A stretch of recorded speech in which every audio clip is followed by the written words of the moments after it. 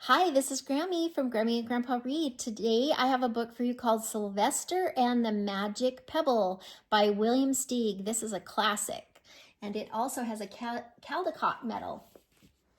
Sylvester Duncan lived with his mother and father at Acorn Road in Oatesdale.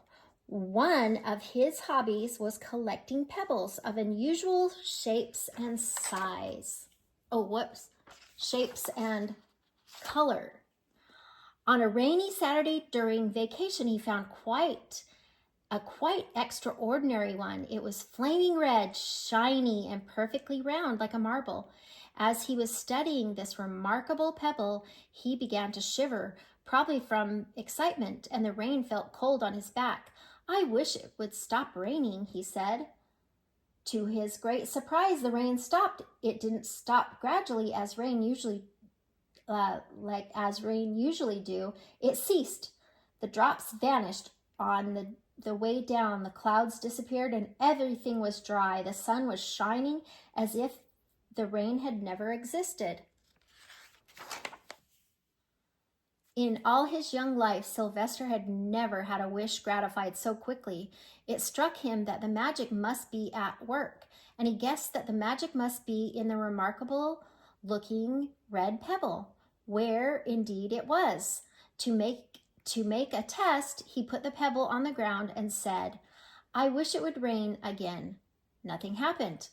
But when he said the same thing holding the pebble in his hoof, the sky turned black and there was lightning and a clap of thunder and the rain came shooting down. "What a lucky day this is," thought Sylvester. "From now on, I can have anything I want. My father and mother can have anything they want. My relatives, my friends, and anybody at all can have everything anybody wants." He wished the sunshine back in the sky, and he wished a wart off his left hind fetlock would disappear, and it did. And he started home, eager to amaze his father and mother with the magic pebble. He could hardly wait to see their faces. Maybe they won't even believe him at first.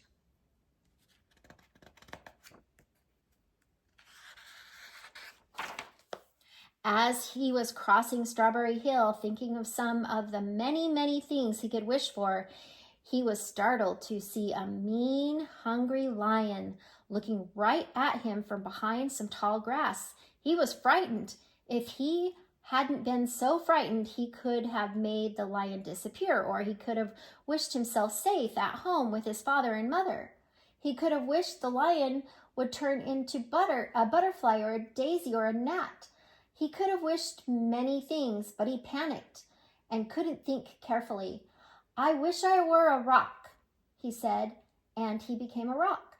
The lion came bounding over, sniffing the rock 100 times, walking around and around it, and went away confused, perplexed, puzzled, and bewildered. "I saw that little donkey as clear as day. Maybe I'm going crazy," he muttered. And there was Sylvester, a rock on Strawberry Hill, with the magic pebble lying right beside him on the ground. He was unable to pick it up. "Oh, how I wish I were myself again," he thought, but nothing happened. He had to be touching the pebble to make the magic work, but there was nothing he could do about it.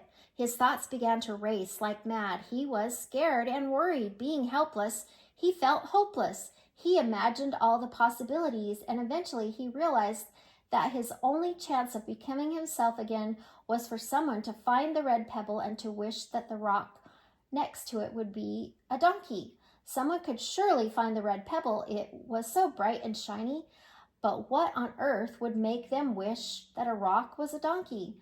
The chance was 1 in a billion at best. Sylvester fell asleep. What else could he do? Night came with many stars. Meanwhile, back at home, Mr. and Mrs. Duncan paced the floor, frantic with worry. Sylvester had never come home later than dinner time. Where could he be? They stayed up all night, wondering what had happened, expecting that Sylvester would surely turn up by morning. But he didn't, of course. Mrs. Duncan cried a lot, and Mr. Duncan did his best to soothe her. Both longed to have their dear son with them. "I will never scold Sylvester again as long as I live," said Mrs. Duncan, "no matter what he does." At dawn, they went about inquiring of all the neighbors. They talked to all the children, the puppies, the kittens, the colts, the piglets. No one had seen Sylvester since the day before yesterday. They went to the police. The police could not find their child. All the dogs in Oatsdale went searching for him. They sniffed behind every rock and tree and blade of grass, into every nook and gully of the neighborhood and beyond, but found not a scent of him. They sniffed the rock on Strawberry Hill, but it smelled like a rock. It didn't smell like Sylvester. After a month of searching the same places over and over again and inquiring the same animals over and over again, Mr. and Mrs. Duncan no longer knew what to do. They concluded that something dreadful must have happened and that they would probably never see their son again, though all the time he was less than a mile away. They tried their best to be happy, to go about their usual ways, but their usual ways included Sylvester, and they were always reminded of him. They were miserable. Life had no meaning for them anymore. Night followed day, and day followed night, over and over again. Sylvester on the hill woke up less and less often. When he was awake, he was only hopeless and unhappy. He felt he would be a rock forever, and he tried to get used to it. He went into an endless sleep. The days grew colder. Fall came with the leaves changing colors, and then the leaves fell and the grass bent to the ground. Then it was winter. The winds blew this way and that. It snowed. Mostly the animals stayed indoors, living on the food they had stored up. One day a wolf sat on the rock. That was Sylvester, and howled and howled because he was hungry. When the snow melted, the earth warmed up, and the spring sun and things budded.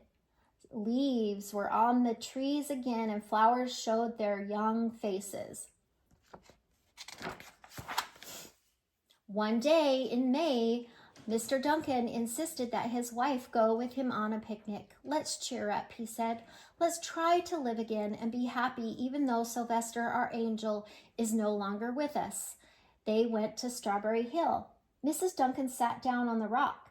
The warmth of his mother sitting on him woke Sylvester up from his deep winter sleep. How he wanted to shout, "Mother, Father, it's me, Sylvester, I'm right here." But he couldn't talk. He had no voice. He was stone dumb. Mr. Duncan walked aimlessly about while Mrs. Duncan set out the picnic food on the rock. Alfalfa sandwiches, pickled oats, sassafras salad, and Timothy capote. Suddenly, Mr. Duncan saw the red pebble. "What a fantastic pebble!" he exclaimed. "Sylvester would have loved it for his collection." He put the pebble on the rock. They sat down to eat. Sylvester was now as wide awake as a donkey that was a rock could possibly be. Mrs. Duncan felt some mysterious excitement. "You know, Father," she said suddenly, "I have the strangest feeling that our dear Sylvester is still alive and not far away." I am, Sylvester wanted to shout, but he couldn't. If only he had realized that the pebble resting on his back was the magic pebble. "Oh, how I wish he were here with us on this lovely May day," said Mrs. Duncan. Mr. Duncan looked sadly at the ground. "Don't you wish for it too, Father?" she said. He looked at her as if to say, "How can you ask such a question?" Mr. and Mrs. Duncan looked at each other with great sorrow. "I wish I were myself again. I wish I were my real self again," thought Sylvester, and in less than an instant he was.